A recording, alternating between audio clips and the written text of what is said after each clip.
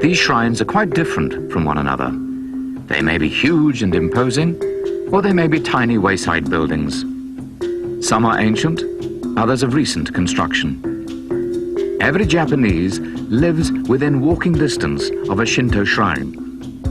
Traditionally, the shrine closest to one's house is considered the tutelary or protective shrine for the family. The Japanese don't regularly worship at Shinto shrines in the way that Christians or Jews gather for congregational worship on a specific Sabbath day. The Japanese, instead, will visit a Shinto shrine on a specific occasion to offer a prayer to seek help, or perhaps to attend an annual festival. A number of features distinguish and preserve the sacred character of a Shinto shrine and its grounds. At the formal entrance to the shrine is a sacred archway or gate called a torii. The torii marks the passage from the everyday world into the holy grounds. It symbolically protects the grounds from evil influence, and it makes those who enter realize that special religious behavior is appropriate there. On other personal or family occasions, such as a birth or marriage, many Japanese will pray at a shrine for help or blessing, or to give thanks for previous benefits. But the Japanese visit a shrine most often during festivals, and the single most important Japanese festival is the celebration of the New Year.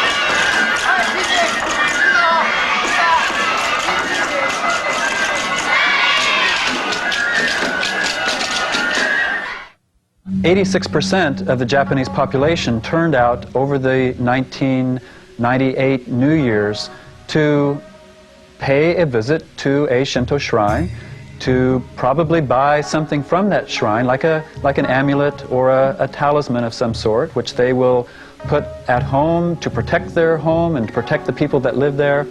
Maybe they'll put it in their car for transportation safety.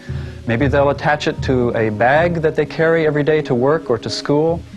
So it's really a matter of practice. And over time, these practices have a kind of momentum to them that induces or encourages belief. So I would say it's practice first. It's social etiquette, doing the right thing at the right time to relieve, to manage anxiety, to empower the individual, and then maybe later on, belief will accompany that. In front of the shrine entrance, and on each side of the walkways to the main shrine, there will be many vendors selling food, trinkets, and souvenirs. Many lights will be strung about and lit in the evening. There may be live or recorded music as well. Huge numbers of people throng to these shrines.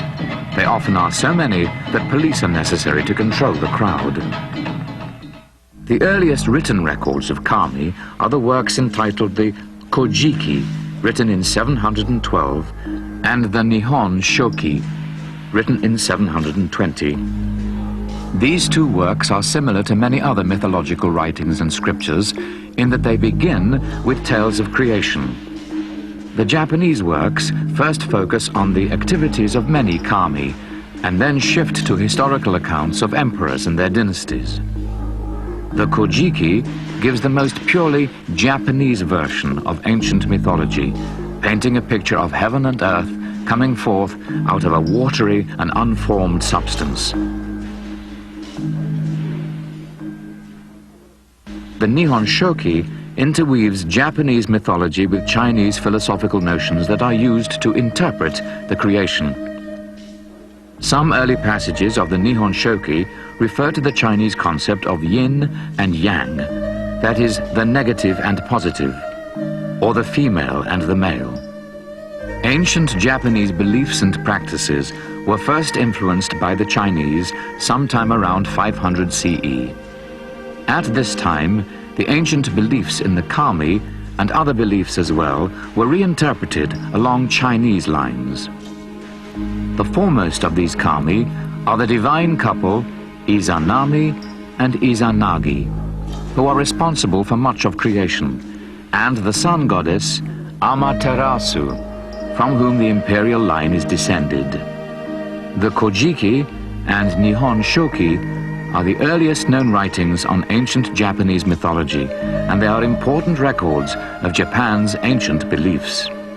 But they are not considered to be scriptures, like the Bible in Christianity or the Vedas in Hinduism. Shinto priests and thinkers do grant them a sacred status, but most Japanese people regard them as imaginative or fanciful writings. In other words, legendary materials rather than scriptural authorities. Shinto has a very pragmatic part to it, especially in the ritual context, where the deity can be called upon to be present. But of course, the deity can manifest itself at any time and in any place. So there is always that unpredictable, spontaneous aspect to the Shinto deity, which may manifest itself as a typhoon, or as a bolt of lightning, or as a clap of thunder, or as a river that goes out of control. Likewise, it may manifest itself as sun or rain when it's most needed and when it's most beneficial to the people, to the crops that are being grown, or to the animals also.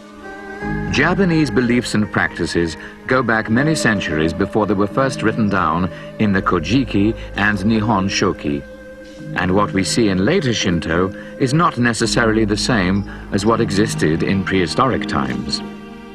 Shrine buildings and even the word Shinto itself were not found in the prehistoric period. Only when new religious traditions entered Japan was there a need to distinguish the native Japanese religious heritage from other traditions.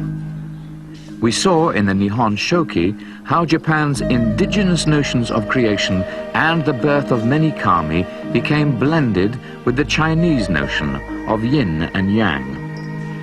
There was no attempt to choose between an indigenous Japanese version and a Chinese interpretation. The Japanese instead simply combined the Japanese and Chinese traditions. The same kind of interaction occurred between Shinto and Buddhism. Initially, there was some friction between the way of the Buddha and the way of the kami, but over time they have blended in many ways. Indeed, Buddhism had blended with native beliefs and practices throughout Asia, and this pattern continued in Japan.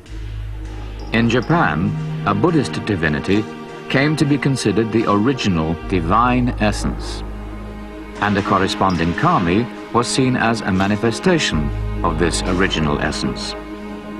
It was as if a Buddhist divinity was one side of a coin, with a kami on the opposite side of the coin. And this was the rationale for worshipping Buddhas and kami in the same ritual setting. To people from the monotheistic traditions of Judaism, Christianity, and Islam, this blending of deities may seem strange. The monotheistic ideal is to worship and maintain faith in the one true God, and a person belongs to or participates in only one religious tradition. Yet throughout most of Asia in general, and within Japan in particular, the dominant pattern is what we may call multiple affiliation. Here, someone participates in more than one religious tradition. People and even priests may celebrate two or more traditions during the same ritual, or they may alternate between one or more religions. In Japan, most people have participated in both Shinto and Buddhism. It was an exception when a few people, especially Shinto priests, limited their religious participation only to Shinto. In general, Shinto was overshadowed by Buddhism for more than 1,000